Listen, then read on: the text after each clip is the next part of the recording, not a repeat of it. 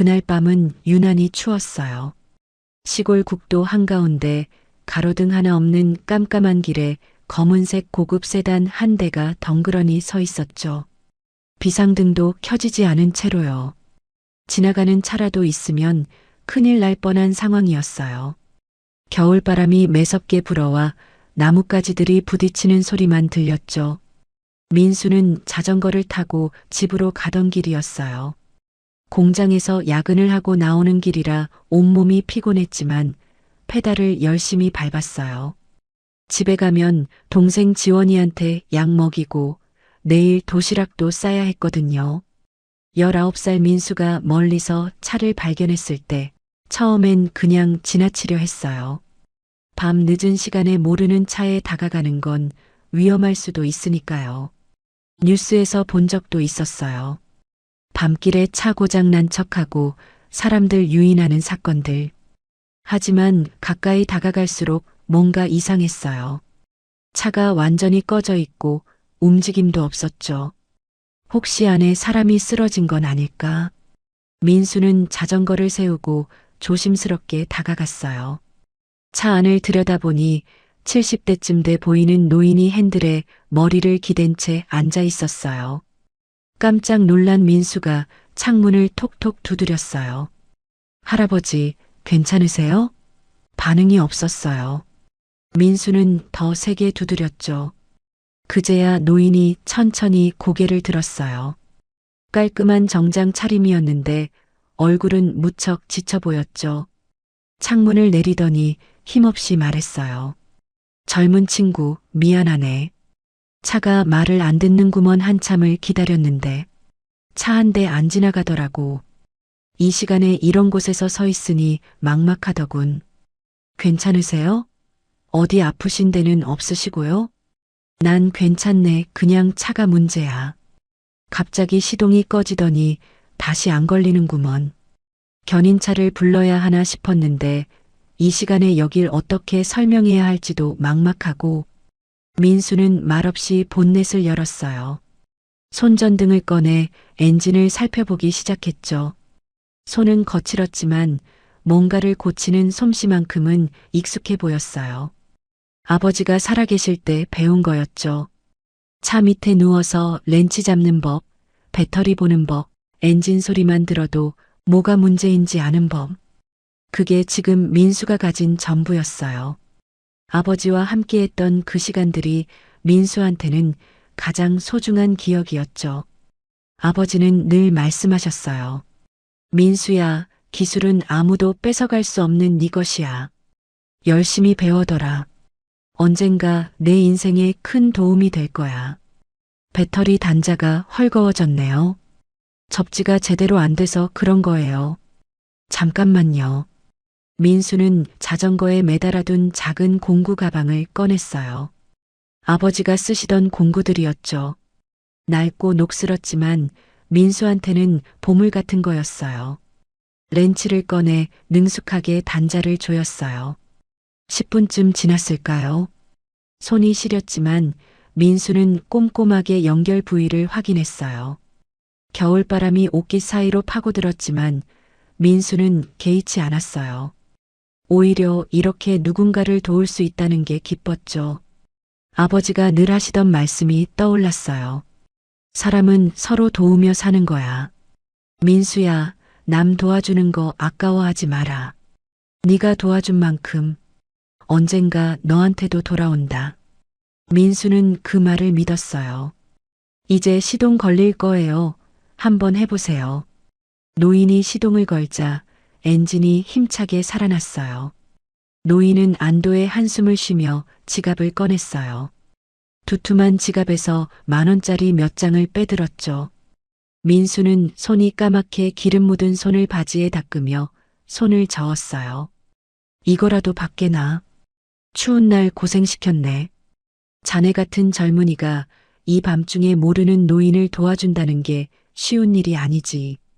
요즘 세상에 이런 젊은이가 어디 있나? 정말 고맙네. 민수는 환하게 웃으면서 대답했어요. 괜찮아요. 저도 언젠간 누군가한테 도움받을 날이 있겠죠. 할아버지, 조심히 가세요. 이 길 어두우니까 천천히 가시고요. 그리고 차량 정비소에서 점검 한번 받아보세요. 배터리가 좀 오래된 것 같더라고요. 노인은 한참 동안 민수를 바라봤어요. 그 눈빛에는 뭔가 복잡한 감정이 담겨 있었죠. 감동, 미안함, 그리고 어떤 결심 같은 게 섞여 있는 것 같았어요. 천천히 고개를 끄덕이며 물었어요. 이름이 뭔가? 자네 이름을 알고 싶네. 이런 은혜를 받았는데 이름도 모르면 안 되지. 언젠가 꼭 보답하고 싶구먼. 정민수요. 민수야, 좋은 이름이네. 정말 고맙네. 오늘 은혜는 잊지 않겠네. 반드시 기억하마. 차가 천천히 출발했어요. 민수는 자전거에 올라타며 작게 중얼거렸죠. 다들 착하게 살면 좋을 텐데. 그 말이 차가운 겨울밤 공기 속으로 스며들었어요. 민수는 그날 밤 자신이 만난 사람이 누군지, 그리고 이 만남이 자신의 인생을 어떻게 바꿀지 전혀 몰랐어요. 그저 집에 가서 동생 약 먹이고 내일 공장 지각하지 않으려면 빨리 자야겠다는 생각뿐이었죠. 페달을 밟으며 민수는 내일 일정을 머릿속으로 정리했어요. 새벽 5시에 일어나서 지원이 도시락 싸고 6시 반에 집 나서면 7시까지 공장 도착할 수 있을 거예요. 지원이 약도 챙겨야 하고 빨래도 돌려놔야 하고 민수의 하루는 언제나 이렇게 빡빡했어요. 하지만 민수는 불평하지 않았어요. 지원이를 위해서라면 뭐든 할 수 있었으니까요. 다음 날 새벽 5시, 좁고 습한 반지하 집에서 민수가 라면을 끓이고 있었어요. 침대에는 11살 여동생 지원이가 기침을 하며 누워 있었죠. 민수는 라면을 2그릇에 나눠 담으며 지원이를 깨웠어요. 지원이 얼굴이 빨개져 있는 게, 열이 있는 게 분명했어요. 지원아, 일어나. 약 먹고 학교 가야지. 오빠, 나 오늘 좀 쉬면 안 돼? 머리가 너무 아파. 목도 아프고. 학교 가기 싫어. 민수의 눈빛이 잠깐 흔들렸어요.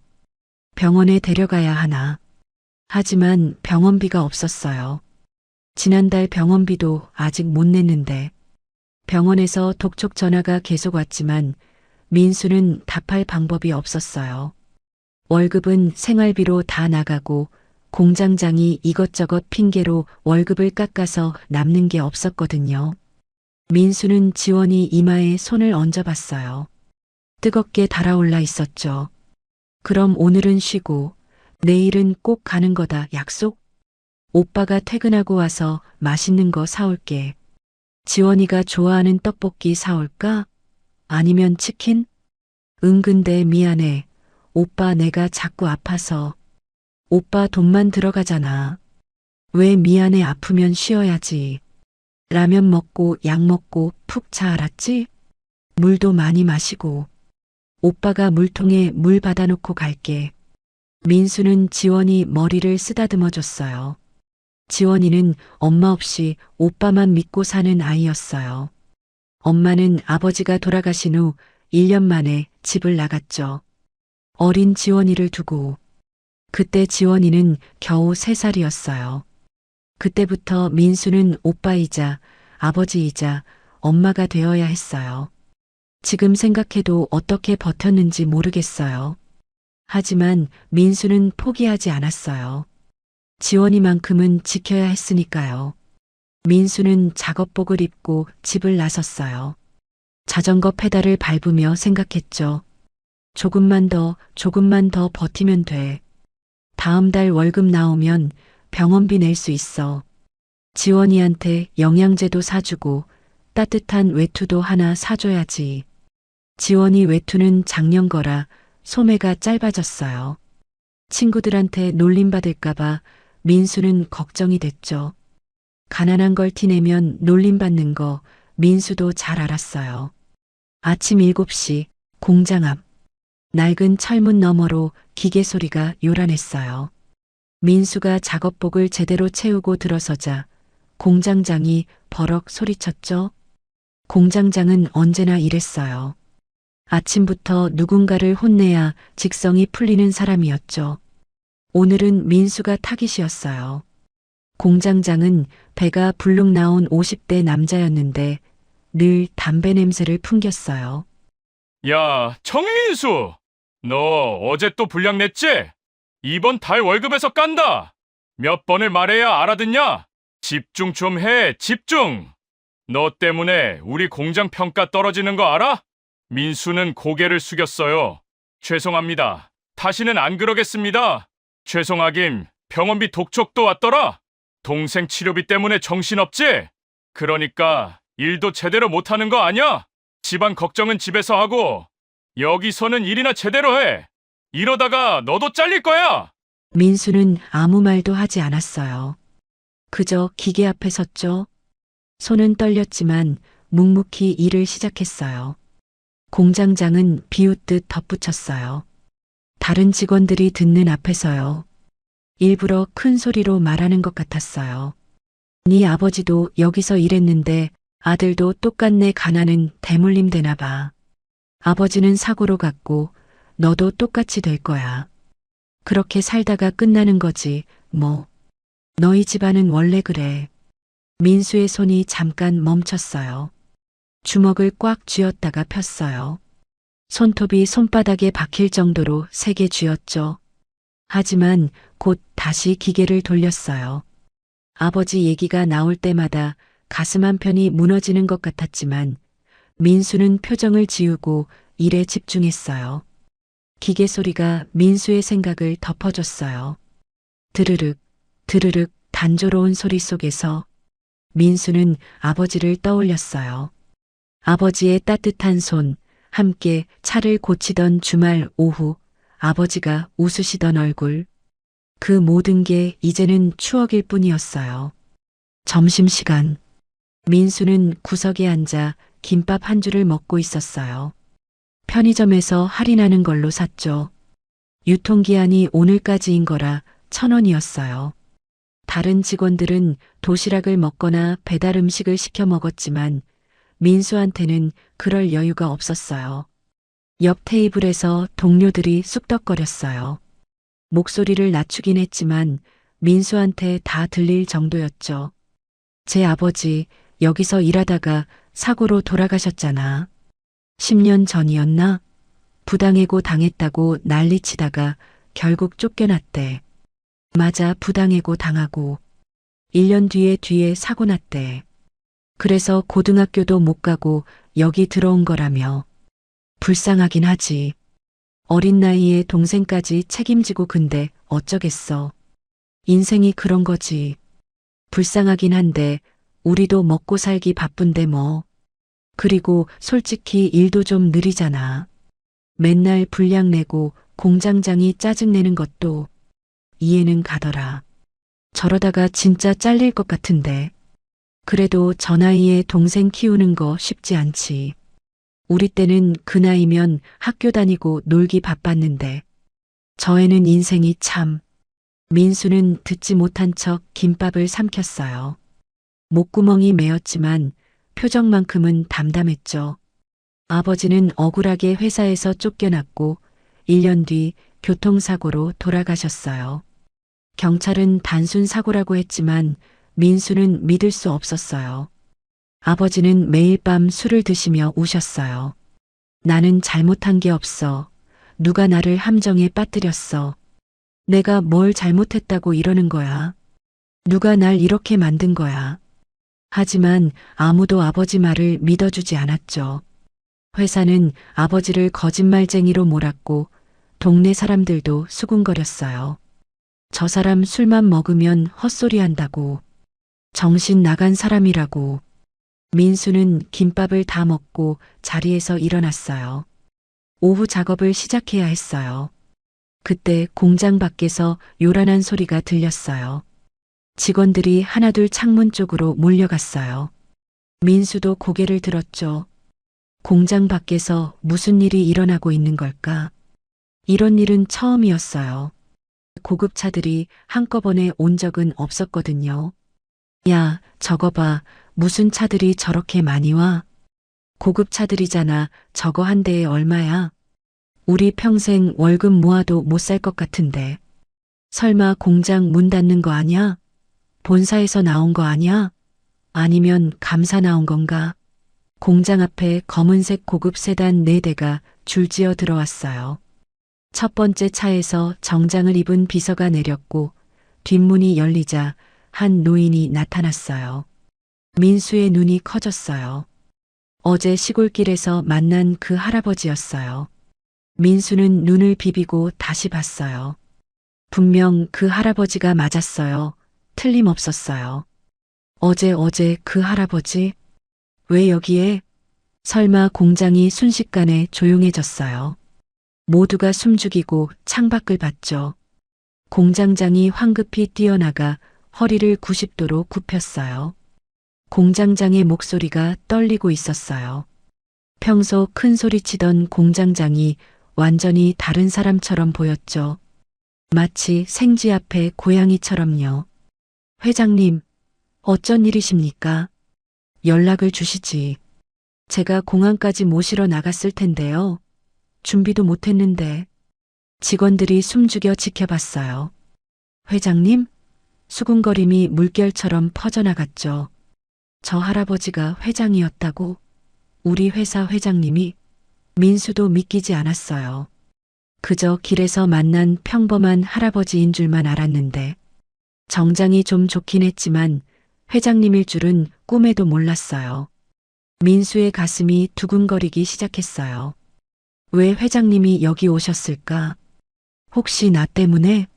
아니야, 그럴 리 없어. 그냥 우연이겠지. 노인은 천천히 공장 안을 둘러봤어요. 낡은 기계들, 어두운 조명, 기름 냄새 가득한 공간. 회장은 작업 환경을 하나하나 살펴봤어요. 표정이 점점 굳어지는 게 보였죠. 그리고 민수와 눈이 마주쳤어요. 회장의 얼굴에 미소가 번졌어요. 반가운 듯 따뜻한 미소였죠. 마치 오래된 친구를 만난 것 같은 표정이었어요. 어제 그 젊은 친구가 여기 있나? 차 고쳐준 젊은이. 정민수라고 했던가. 내가 직접 찾아왔네. 공장장이 어리둥절한 표정으로 돌아봤어요. 얼굴이 새파래졌죠. 땀이 이마에 송글송글 맺혔어요. 네, 누구 말씀이십니까? 정민수요? 그 애가 회장님을. 언제요? 어디서요? 어제 길에서 내 차를 고쳐줬네. 덕분에 무사히 집에 갈 수 있었어. 그 친구 어디 있나? 순간 모든 시선이 민수에게 쏠렸어요. 50명이 넘는 직원들의 시선이 일제히 민수를 향했죠. 민수는 얼떨떨한 표정으로 한 발짝 나섰어요. 다리가 떨렸지만 용기를 내서 말했어요. 저예요. 회장이 민수에게 천천히 걸어왔어요. 공장장과 직원들이 길을 비켜줬죠. 회장은 민수 앞에 서서 따뜻하게 미소 지으며 말했어요. 자네였군. 어제는 정말 고마웠네. 자네 덕분에 무사히 집에 갈 수 있었어. 밤새 생각했네. 어떻게 보답해야 할지. 공장장이 눈치를 보며 비굴하게 끼어들었어요. 회장님, 이 녀석이 뭔가 잘못했습니까? 제가 당장 처벌하겠습니다. 감히 회장님을 불편하게 했다면 용서 못합니다. 당장 해고시켜 드릴까요? 회장이 손을 들어 공장장의 말을 막았어요. 차갑게 공장장을 바라보며 말했죠. 아니네 잘못이라니. 오히려 내가 고마운 사람이지. 이 젊은이는 아무 대가도 바라지 않고 나를 도와줬네. 요즘 세상에 이런 사람이 얼마나 되겠나. 회장이 민수의 어깨를 가볍게 두드렸어요. 자네, 오늘 오후에 시간 있나? 본사로 좀 와주게 할 얘기가 있네. 자네한테 제안하고 싶은 게 있어서 말이야. 본사요? 저한테요? 제가 뭘 잘못한 건 아니죠? 잘못? 아니야, 자네한테 기회를 주고 싶어서 온 거야. 자세한 얘기는 본사에서 하지. 2시까지 올 수 있겠나? 공장장의 얼굴이 새파랗게 질렸어요. 다른 직원들은 수군거리기 시작했죠. 목소리가 점점 커졌어요. 야, 저 녀석 대박 나는 거 아니야? 회장님이 직접 찾아오다니. 이거 완전 영화잖아. 회장님한테 잘 보인 거 아니야? 완전 신데렐라 스토리네. 나도 저런 기회 한번 있었으면. 나 같으면 로또 당첨된 기분일 듯. 인생 역전이네. 회장은 민수를 따뜻하게 바라보며 다시 한번 말했어요. 긴장하지 말게. 그냥 차나 한잔 하면서 얘기 좀 하자는 거야. 자네한테 제안할 게 있어서 말이야. 좋은 기회가 될 거네. 검은 세단들이 줄지어 빠져나갔어요. 공장엔 정막만 남았죠. 민수는 멍하니 서 있었어요. 옆에서 누군가 민수 어깨를 툭 쳤어요. 야, 너 진짜 대박이다. 근데 회장님한테 뭘 잘한 거야? 어떻게 회장님을 만난 거야? 그냥 차 고쳐드렸을 뿐인데. 공장장이 민수에게 다가왔어요. 아까와는 완전히 다른 표정이었죠. 비굴하게 웃으며 말했어요. 민수야, 너 회장님한테 갈 거면 옷 좀 갈아입고 가야지. 내가 셔츠 하나 빌려줄까? 그리고 회장님 앞에서는 조심해야 돼, 알았지? 실수하지 말고 우리 공장 망신시키지 마. 민수는 대답하지 않고 자리로 돌아왔어요. 마음이 복잡했어요. 기대 반, 걱정 반이었죠. 회장님은 왜 자신을 본사로 부르신 걸까? 뭘 제안하신다는 걸까? 그리고 이게 정말 좋은 일일까? 민수는 오후 내내 일이 손에 잡히지 않았어요. 오후 2시, 검은색 고급 세단이 민수를 데리러 왔어요. 운전기사가 공손하게 문을 열어줬죠. 민수는 처음 타보는 고급차에 어색하게 앉았어요. 가죽 시트가 부드러웠고 차 안에서 좋은 향기가 났어요. 민수는 자신의 작업복을 내려다봤어요. 기름때가 묻어있고 여기저기 해진 작업복. 이런 차림으로 본사에 가도 되는 걸까? 민수는 손을 잡고 주물럭거렸어요. 긴장되고 불안했죠. 기사님, 저 이 차 얼마예요? 기사가 백미러로 민수를 보며 미소 지었어요. 2억 정도 하죠. 근데 회장님 차는 이것보다 훨씬 비싸요. 처음 타보시나 봐요? 네, 저는 자전거만 타봐서.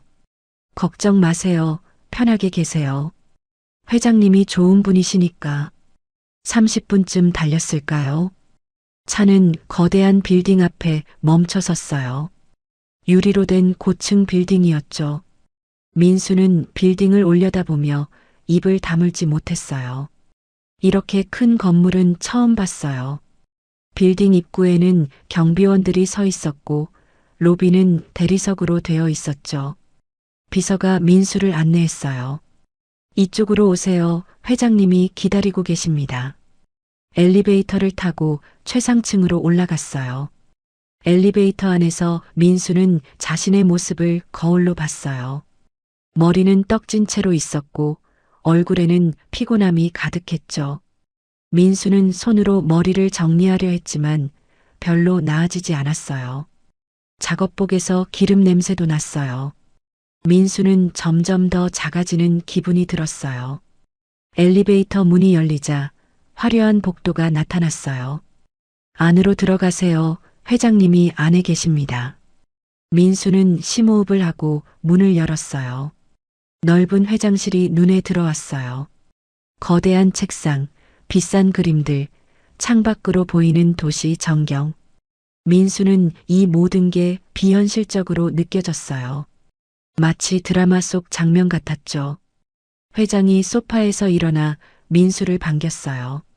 어서 오게. 편하게 앉게나. 멀었을 텐데 고생했네.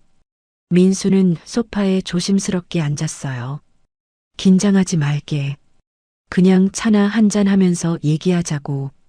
자네가 무슨 잘못을 한 게 아니니까 편하게 있게나. 민수는 떨리는 손으로 찻잔을 들었어요. 회장이 천천히 입을 열었죠. 자네 나이가 어떻게 되나? 19살입니다. 내 손잡벌이로구먼. 한창 공부하고 대학교 갈 나이 아닌가? 놀기 바쁜 나이인데 학교는 안 다니나? 아버지가 돌아가시고 나서 동생을 돌봐야 해서요. 민수는 고개를 숙였어요. 뭐라고 대답해야 할지 몰랐죠. 어제 길에서 차가 섰을 때 사실 난 포기하고 있었네. 나이 들어서 그런가 세상이 다 차갑게만 느껴지더군. 사람들은 내 돈만 보지 나를 보는 사람은 없었어. 내가 회장이라는 이유만으로 사람들은 내게 고개를 숙이지 진심으로 대하는 사람은 없더군.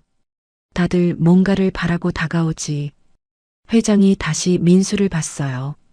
눈빛이 정말 따뜻했어요. 그런데 자네가 나타났어. 내가 누군지도 모르면서 아무 대가도 바라지 않고 그저 도와줬지. 요즘 세상에 그런 사람이 얼마나 되겠나.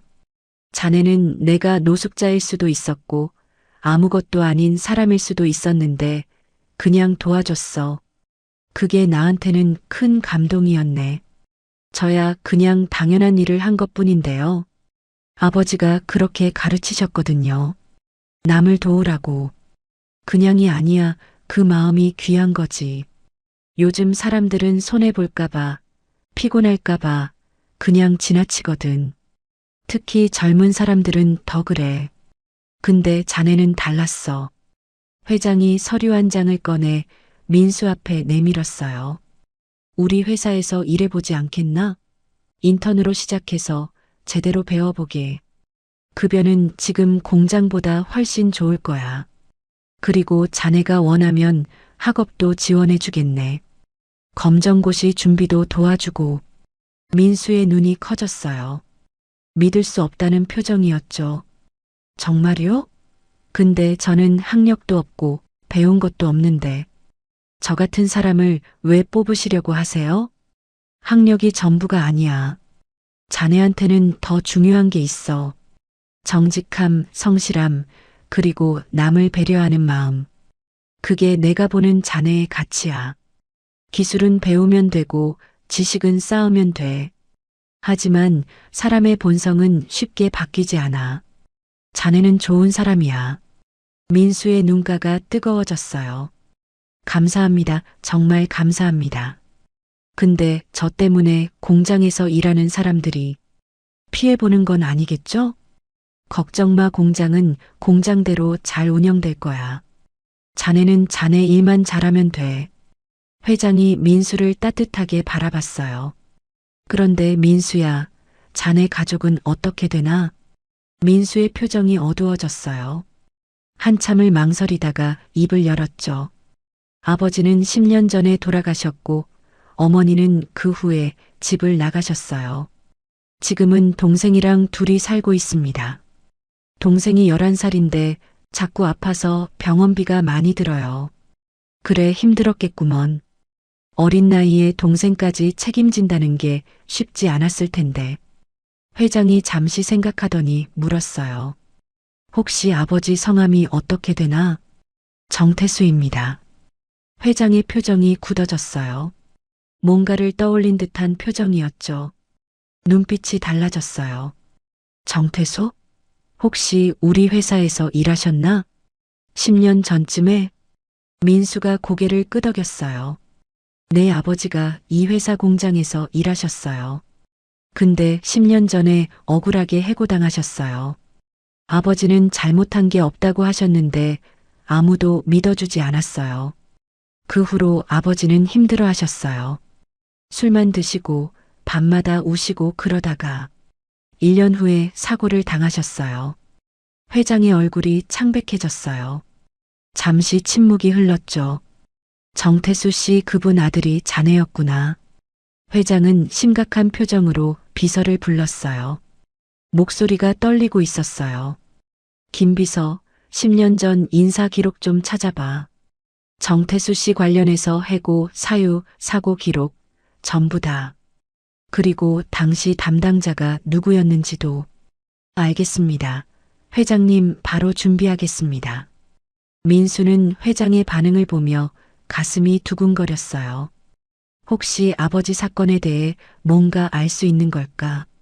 아버지의 억울함을 풀어줄 수 있는 걸까? 10년 동안 풀지 못한 의문이 풀릴 수 있을까? 회장이 민수를 바라보며 말했어요. 목소리가 무거웠죠.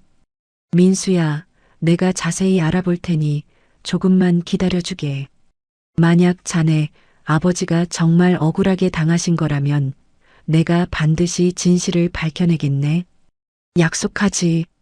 민수의 눈에서 눈물이 흘렀어요. 10년 만에 처음으로 아버지 편을 들어주는 사람을 만난 거였어요. 정말 그렇게 해주실 수 있나요? 저는 10년 동안 아버지가 억울하다는 걸 증명하고 싶었어요. 근데 방법을 몰랐어요. 어떻게 해야 할지. 내가 도와주겠네. 자네 아버지가 정말 억울하게 당하신 거라면 반드시 진실을 밝혀낼 거야. 일주일이 지났어요. 민수는 본사 인턴으로 일하기 시작했어요. 공장과는 완전히 다른 환경이었죠. 깨끗한 사무실, 좋은 동료들, 그리고 무엇보다 민수를 존중해주는 분위기. 민수는 매일 아침 일찍 출근해서 열심히 일했어요. 서류 정리부터 시작해서 회의록 작성, 자료 조사까지 모든 게 새로웠지만 민수는 빠르게 배워나갔어요. 동료들도 민수를 좋아했어요. 성실하고 예의 바른 모습이 좋았거든요. 하지만 민수는 마음 한편이 늘 무거웠어요. 아버지 사건에 대한 진실이 궁금했거든요. 회장님은 조사 중이라고 했지만 일주일째 아무 소식이 없었어요. 민수는 매일 밤 아버지 영정 앞에 앉아 기도했어요. 제발 진실이 밝혀지기를. 아버지가 억울하지 않게 되기를. 어느 날 저녁 퇴근 준비를 하고 있는데 내선 전화가 울렸어요. 회장 비서였죠.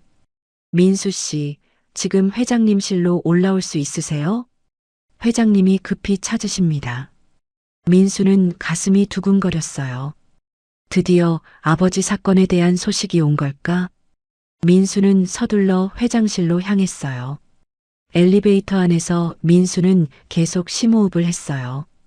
떨리는 마음을 진정시키려고요.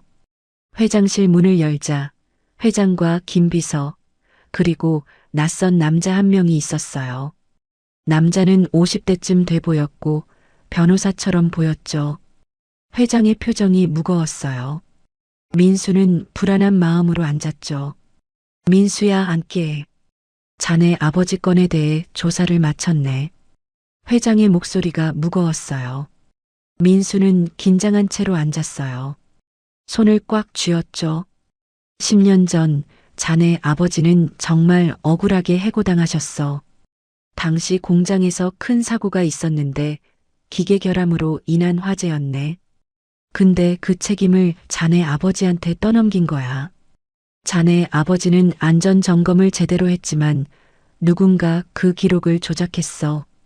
민수의 주먹이 떨렸어요. 목소리도 떨렸죠. 누가 그런 짓을 했습니까? 회장이 서류를 민수 앞에 놓았어요. 내 아들이야, 강준호. 당시 상무였던 내 아들이 실수를 저질렀고 그걸 자네 아버지한테 뒤집어 씌운 거지. 내 아들이 안전점검을 제대로 안 했는데 그걸 숨기려고 자네 아버지를 희생양으로 만든 거야. 민수는 믿을 수 없다는 표정으로 서류를 봤어요. 거기에는 모든 증거가 있었어요. CCTV 영상, 증언 기록, 회계장부, 안전 점검 기록. 모든 게 명확했어요. 아버지는 정말 억울했던 거예요. 그리고 더 충격적인 사실이 있네. 회장의 목소리가 더 무거워졌어요. 민수를 똑바로 바라보며 말했죠. 자네 아버지의 사고, 그것도 단순 사고가 아니었어. 자네 아버지가 진실을 밝히려고 하자 누군가 그걸 막으려 했던 거야. 이 CCTV 영상을 보게. 회장이 노트북을 켰어요. 화면에는 10년 전 회사 주차장 영상이 나왔어요. 아버지와 젊은 남자가 말다툼을 하고 있었어요. 그 남자가 아버지를 밀쳤고 아버지는 계단에서 굴러떨어졌어요. 민수의 눈에서 눈물이 쏟아졌어요. 아버지가 그렇게. 회장이 민수의 어깨에 손을 올렸어요. 미안하네, 정말 미안해.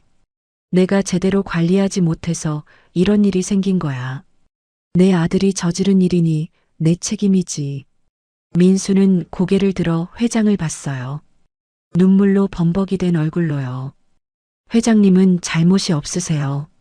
잘못한 사람은 따로 있죠. 그 사람은 지금 어디 있습니까? 회장이 무거운 표정으로 대답했어요. 내일 임원회의가 있네. 거기서 이 모든 걸 밝힐 거야. 자네도 참석해 주겠나? 자네가 직접 보고 들어야 할 것 같아서. 네, 꼭 참석하고 싶습니다. 아버지를 위해서라도. 회장이 고개를 끄덕였어요. 준비해두기 쉽지 않을 거야. 하지만 진실은 반드시 밝혀져야 해. 그날 밤 민수는 아버지 영정 앞에 앉았어요. 오랜만에 꺼낸 영정이었죠. 아버지는 사진 속에서 환하게 웃고 계셨어요. 민수는 영정을 쓰다듬으며 말했어요. 아버지, 이제 아버지가 억울하지 않게 할 수 있을 것 같아요. 조금만 기다려주세요. 내일이면 모든 게 밝혀질 거예요. 아버지가 잘못 없다는 걸 모두가 알게 될 거예요. 민수는 밤새 잠을 이루지 못했어요. 내일이면 10년 동안의 의문이 풀리고 아버지의 억울함이 풀릴 거예요. 하지만 동시에 두려웠어요. 진실을 마주하는 게 무서웠죠. 민수는 창밖을 바라보며 생각했어요. 아버지가 하늘에서 보고 계실까? 내가 잘하고 있는 걸까? 다음 날 아침 민수는 평소보다 일찍 회사에 갔어요. 정장을 빌려 입었죠. 회사 선배가 빌려준 거였어요. 민수는 거울을 보며 넥타이를 고쳐 맸어요. 떨리는 손으로요. 오늘은 아버지를 위한 날이에요. 민수는 다짐했어요. 절대 울지 않겠다고. 당당하게 진실을 듣겠다고. 오전 10시 임원회의실 20명이 넘는 임원들이 모여 있었어요. 넓은 회의 테이블을 중심으로 정장을 차려입은 사람들이 앉아 있었죠. 회장이 회의를 주재하고 민수도 한쪽 구석에 앉아 있었어요. 회장의 아들 준호도 참석해 있었어요. 준호는 민수를 보고 비웃는 표정을 지었죠. 40대 중반의 준호는 잘생긴 외모에 비싼 정장을 입고 있었지만 눈빛은 차갑고 오만했어요. 저 애가 왜 여기 있는 거야? 임원회의에 인턴이 참석한다는 게 말이 되나? 준호가 불쾌한 표정으로 말했어요. 다른 임원들도 수군거리기 시작했죠. 민수는 움츠러들었어요. 하지만 회장이 손을 들어 조용히 시켰어요. 오늘 회의 안건과 관련이 있는 사람이니 참석할 자격이 있네. 모두 조용히 하게. 회의가 시작됐어요. 회장이 엄숙한 표정으로 입을 열었어요. 오늘은 특별한 안건을 다루려고 합니다. 10년 전 있었던 정태수 씨 사건에 관한 것입니다. 여러분 중 일부는 기억하실 겁니다. 임원들이 웅성거렸어요. 10년 전 일을 왜 지금 꺼내는 거지? 준호의 얼굴이 굳어졌죠. 손이 떨리기 시작했어요. 당시 공장에서 대형 사고가 있었고 정태수 씨가 그 책임을 지고 해고됐습니다. 안전 점검을 제대로 하지 않아서 화재가 발생했다는 이유였죠. 하지만 최근 조사 결과 그것은 누명이었습니다. 회장이 스크린에 자료를 띄웠어요. CCTV 영상, 문서들, 증언 기록들. 10년 전의 자료들이 하나씩 화면에 나타났어요. 진짜 책임자는 따로 있었습니다. 당시 상무였던 강준호, 내 아들입니다. 그는 안전 점검을 생략했고 기계 결함을 방치했습니다. 그리고 그 책임을 정태수 씨에게 떠넘겼습니다. 회의실이 순식간에 술렁거렸어요. 임원들이 서로 눈치를 보며 속삭였죠. 준호가 자리에서 벌떡 일어났어요. 얼굴이 새빨개졌죠. 아버지, 이게 무슨 말씀이십니까? 이건 명예훼손입니다. 명예훼손? 증거가 여기 다 있는데? 회장이 차가운 목소리로 말했어요. 그리고 다음 자료를 보여줬어요. 안전 점검 기록부였죠. 준호의 사인이 되어 있었지만 실제로는 점검이 이루어지지 않았다는 증거들이 나왔어요. 증거가 여기다 있어. 네가 안전점검을 거짓으로 서명했고 정태수 씨한테 떠넘긴 거지. 그리고 그가 진실을 밝히려 하자 회장이 다음 영상을 재생했어요. 10년 전 주차장 CCTV 영상이었죠. 준호가 정태수와 말다툼을 하고 있었어요. 목소리는 들리지 않았지만 두 사람이 격하게 다투는 게 보였어요. 그리고 준호가 정태수를 밀치는 장면이 나왔어요. 정태수는 계단에서 균형을 잃고 굴러떨어졌어요. 이게 뭡니까? 준호가 소리쳤어요. 얼굴이 하얗게 질렸죠. 내가 정태수 씨를 밀쳤고 그가 계단에서 굴러떨어졌어. 그 부상으로 그는 병원에 입원했고 퇴원 후 일주일 만에 교통사고로 세상을 떠났지. 당시 경찰은 단순 사고로 처리했지만 이 영상을 보면 그게 아니라는 걸 알 수 있어. 회의실이 침묵에 빠졌어요. 민수는 눈물을 흘리며 영상을 봤어요. 아버지의 마지막 모습이었어요. 아버지가 계단에서 떨어지는 모습, 바닥에 쓰러진 모습. 민수는 주먹을 꽉 쥐었어요. 준호가 변명하려 했어요. 그건 사고였습니다. 제가 일부러 그런 게 아니라 그 사람이 저한테 덤벼들어서 제가 방어하다가 거짓말하지 마 영상을 다시 보게. 누가 먼저 손을 댔는지 명확하잖아. 회장이 영상을 다시 재생했어요. 준호가 먼저 정태수의 가슴을 밀었어요. 정태수는 뒤로 비틀거리다가 계단으로 떨어졌죠. 사고든 고의든 네가 책임져야 해. 그리고 10년 동안 진실을 숨긴 것도 더 나쁜 건 정태수 씨를 거짓말쟁이로 만들어서 그의 명예까지 짓밟은 거야. 회장이 민수를 봤어요. 목소리가 부드러워졌죠. 민수야, 할 말 있나? 민수가 천천히 일어났어요. 떨리는 목소리로 말을 시작했죠. 저는 그냥 아버지가 억울하지 않았으면 좋겠어요. 아버지는 매일 밤 우시면서 말씀하셨어요. 나는 잘못한 게 없다고. 나를 믿어달라고. 근데 아무도 믿어주지 않았어요. 회사 사람들도, 동네 사람들도, 심지어 경찰도. 다들 아버지를 거짓말쟁이 취급했어요. 민수의 목소리가 떨렸어요. 눈물이 뺨을 타고 흘렀죠. 아버지는 그 후로 술만 드셨어요. 일도 못 구하시고 집에만 계셨어요. 저한테 미안하다고, 무능한 아버지라고 계속 사과하셨어요. 근데 아버지 잘못이 아니었잖아요. 아버지는 잘못한 게 하나도 없었어요. 회의실이 조용해졌어요. 몇몇 임원들의 눈가가 붉어졌죠. 이제라도 진실이 밝혀져서 아버지가 조금은 편히 쉬실 수 있을 것 같아요. 저는 그것만 바랍니다. 아버지 명예를 회복시켜 주세요. 준호가 민수를 노려봤어요. 차갑게 웃으며 말했죠. 감동적인 연설이네. 근데 그게 뭐? 10년 전 일을 지금 와서 들춰내서 뭐가 달라져? 죽은 사람은 안 돌아와. 그 말에 회의실이 술렁거렸어요. 너무 냉정한 말이었죠. 회장이 준호를 노려봤어요. 준호, 어떻게 그런 말을 할 수 있나? 사실이잖아요. 그리고 저도 피해자예요. 10년 전 일을 누가 정확하게 기억하겠어요? 그때는 다들 바빴고 실수할 수도 있는 거죠. 회장이 자리에서 일어났어요. 목소리에 힘이 들어갔죠. 실수? 사람이 죽었는데 실수라고? 그리고 네가 그 책임을 남에게 떠넘기고 10년 동안 침묵한 건 범죄야. 회장이 서류를 준호 앞에 던졌어요. 오늘부로 강준호는 모든 직책에서 해임합니다. 그리고 법적 책임도 지게 될 것입니다. 경찰에 이 자료를 모두 제출할 겁니다. 준호가 소리쳤어요. 아버지, 저는 아버지 아들입니다. 이렇게 할 수 없어요.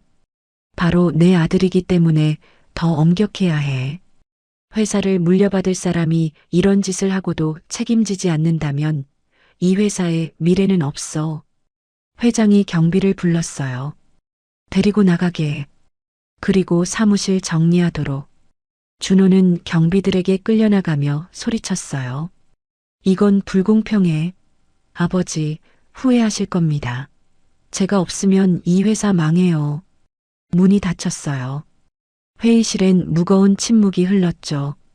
임원들은 서로 눈치만 봤어요. 회장이 자리에 앉으며 말했어요. 오늘 여러분께 사과드립니다. 제대로 관리하지 못한 건 제 책임입니다. 정태수 씨와 그 가족분들께 깊이 사과드립니다. 회장이 민수에게 고개를 숙였어요. 70대 노인이 19살 소년에게 고개를 숙이는 모습. 임원들도 하나둘 일어나 고개를 숙였어요. 민수는 눈물을 닦으며 말했어요. 감사합니다. 정말 감사합니다. 2주가 지났어요. 준호는 업무상 과실치사와 증거인멸 혐의로 경찰 조사를 받고 있었어요. 뉴스에도 크게 나왔죠. 대기업 임원의 비리, 10년 만에 밝혀진 진실. 민수는 그 뉴스를 보며 복잡한 심정이었어요. 복수가 아니라 진실을 알고 싶었을 뿐인데 이렇게까지 커질 줄은 몰랐거든요. 회사에서는 민수를 정식 직원으로 채용했어요. 그리고 장학금도 지원해줘서 검정고시를 준비할 수 있게 됐죠. 급여도 크게 올랐어요. 지원이 병원비도 다 내고 새 옷도 사주고 맛있는 음식도 자주 먹을 수 있게 됐죠. 어느 토요일 오후 민수는 지원이를 데리고 아버지 산소에 갔어요. 오랜만에 찾은 산소였죠. 따뜻한 봄바람이 불고 꽃들이 피어 있었죠. 민수는 산소 앞을 깨끗이 정리했어요. 잡초를 뽑고 묘비를 닦았어요. 아버지 왔어요. 지원이랑 같이. 지원이가 묘비 앞에 꽃을 놓았어요. 예전보다 훨씬 건강해 보였어요. 얼굴에 혈색도 돌고 환하게 웃고 있었죠. 아빠, 나 이제 완전 건강해졌어. 오빠가 맛있는 것도 많이 사주고 새 옷도 사줬어. 학교에서 친구들도 많이 생겼어. 민수가 묘비를 쓰다듬으며 말했어요. 아버지, 이제 괜찮죠? 아버지가 억울하지 않게 됐어요. 모든 사람이 아버지가 잘못 없다는 걸 알게 됐어요. 뉴스에도 나왔어요. 회사에서 공식적으로 사과했고 아버지 명예도 회복됐어요. 민수의 목소리가 떨렸어요.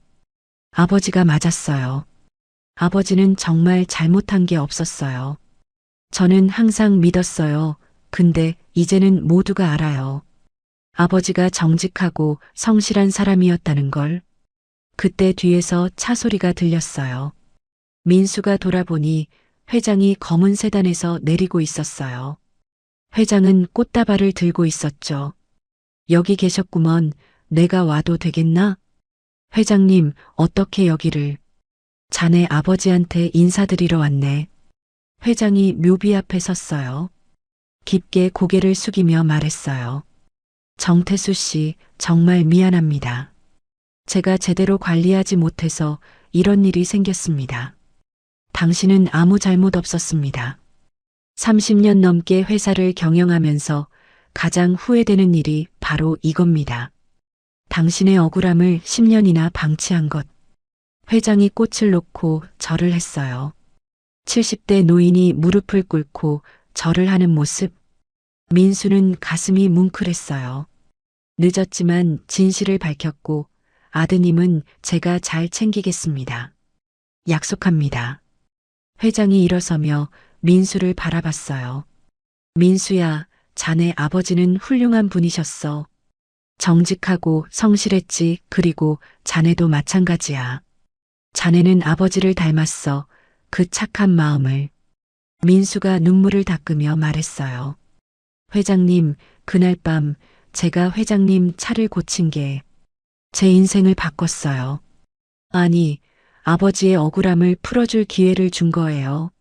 만약 그날 밤 제가 그냥 지나쳤다면 아버지는 영원히 억울한 채로 남았을 거예요. 아니야, 자네가 나를 도와준 게 아니야. 자네의 착한 마음이 자네를 여기까지 이끈 거지. 자네가 그날 밤 나를 도운 건 자네가 원래 그런 사람이기 때문이야. 착하게 산다는 건 결국 돌아오는 법이야. 자네 아버지도 그렇게 가르치셨을 거고 자네도 그렇게 살아왔잖아. 그리고 이제 그 결실을 맺은 거지. 지원이가 회장에게 다가가 말했어요. 할아버지, 우리 오빠 정말 착하죠? 저는 오빠가 세상에서 제일 좋아요. 회장이 지원이 머리를 쓰다듬었어요. 그래, 너희 오빠는 훌륭한 사람이야. 할아버지가 약속하마. 너희 남매가 어려움 없이 살 수 있도록 도와줄게. 세 사람은 한참 동안 묘비 앞에 서 있었어요. 따뜻한 봄바람이 불어왔죠. 민수는 평화로운 기분이 들었어요. 10년 동안 짓눌렸던 무게가 벗겨진 것 같았죠. 회장이 민수에게 물었어요. 민수야, 앞으로 뭘 하고 싶나? 꿈이 뭐야? 민수는 잠시 생각하다가 대답했어요. 저는 지원이를 잘 키우고 싶어요. 대학도 보내고 하고 싶은 거 다 하게 해주고 싶어요. 그리고 저도 공부해서 아버지가 자랑스러워 하실 만한 사람이 되고 싶어요. 좋은 꿈이네. 그런데 그것만? 민수가 묘비를 바라보며 말했어요.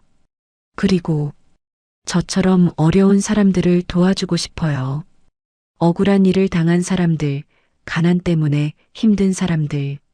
제가 도움받은 만큼 저도 남을 도와주고 싶어요.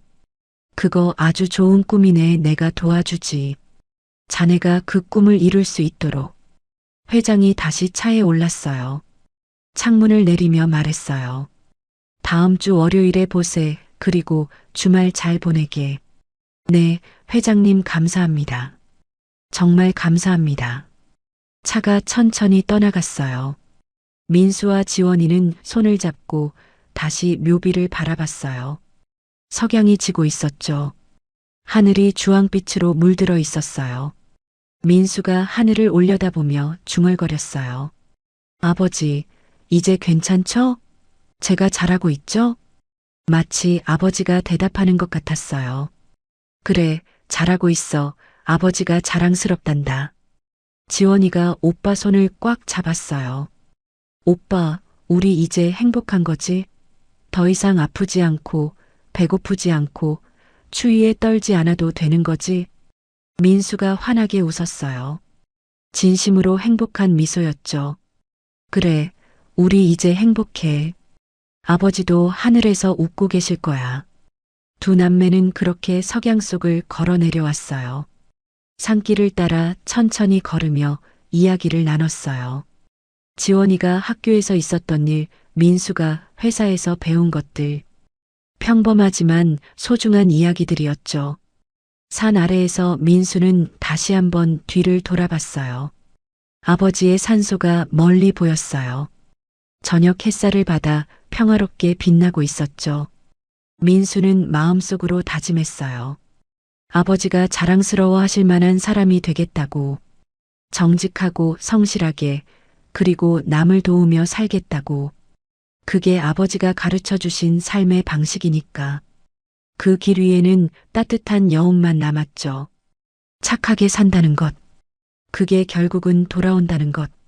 민수는 이제 믿을 수 있었어요. 그리고 그 믿음은 앞으로도 계속될 거예요. 저 멀리서 도시의 불빛들이 하나둘 켜지기 시작했어요. 민수와 지원이는 그 불빛을 향해 걸어갔어요. 새로운 시작을 향해, 희망을 향해. 세상은 여전히 따뜻합니다. 여러분의 마음도 그렇게 느껴지셨다면 좋아요와 구독으로 따뜻한 이야기의 이어짐에 함께 해주세요. 댓글로 여러분의 생각도 들려주세요.